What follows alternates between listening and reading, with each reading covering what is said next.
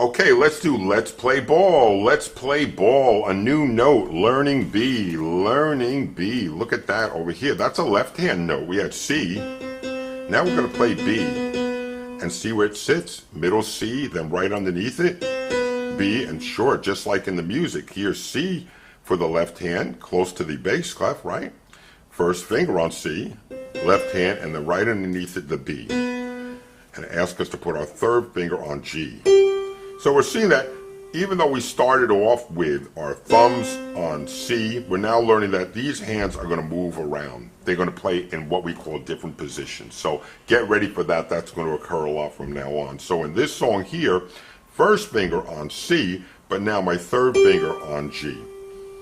A 1, 2, ready, go. C, B, C, G, G, C, C, B, B, C, G, G, G, F, E, F, G, F, E, F, G, B, C, 2, 3, 4. Again with the words and come on, one and all.